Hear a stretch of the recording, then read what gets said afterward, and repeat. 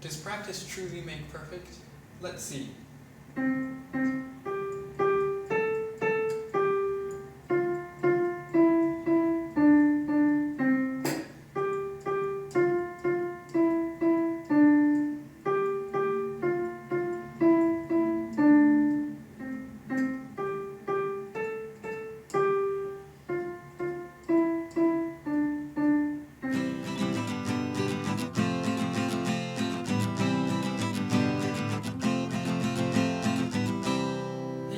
Jonathan, the host for Guitars for Christ.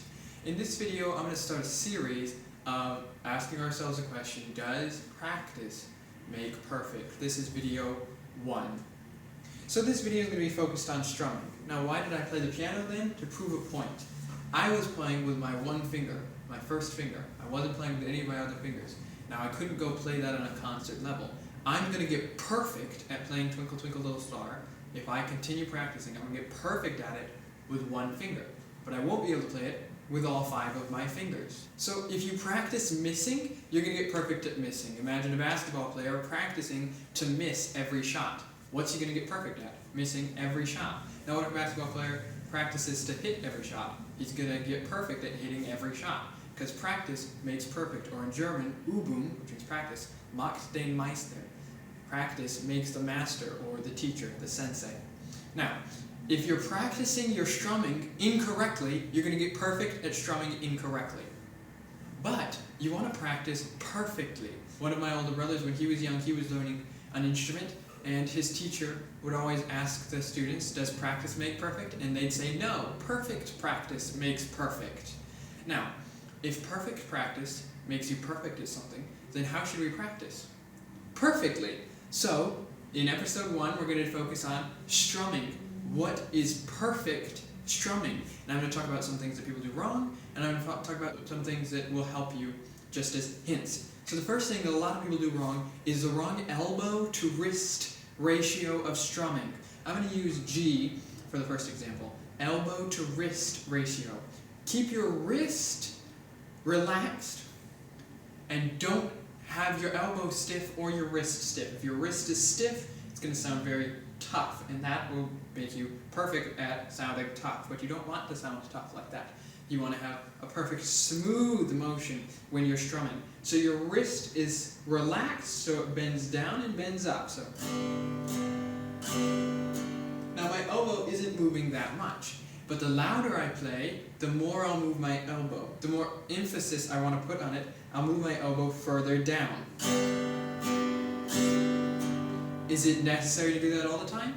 No, but you want to have the proper elbow to wrist ratio. You want to make sure your elbow is in the right place. That's the very important thing that a lot of people mess up. You want to make sure your elbow is in a comfortable place where your hand is over the sound hole in the middle. That's the second thing. You want your hands to be over the sound hole. Your pick should be directly over the sound hole. Okay, if your elbow is like this is so uncomfortable for my shoulder now, and I'll be playing up here. Now, is it really that much of a different sound? No, it sounds pretty much the same, but it's really uncomfortable for your shoulder. So get into a comfortable position. If you're down here on the sound hole, because it's more comfortable for you to be like this, or if you're up here in the sound hole because it's more comfortable for you to be like this, that's fine.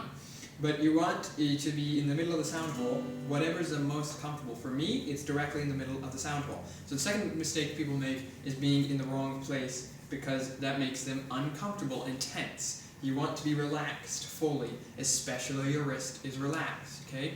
The third mistake that people make is having the wrong pick. Having the wrong pick. Your pick should be nice and flexible. I can bend this pick, see? That way I can play it easily. With a stiff pick, the pick hits the strings very hard and it doesn't glide off the string. See this? The pick is going to bend away from that string so that string can vibrate.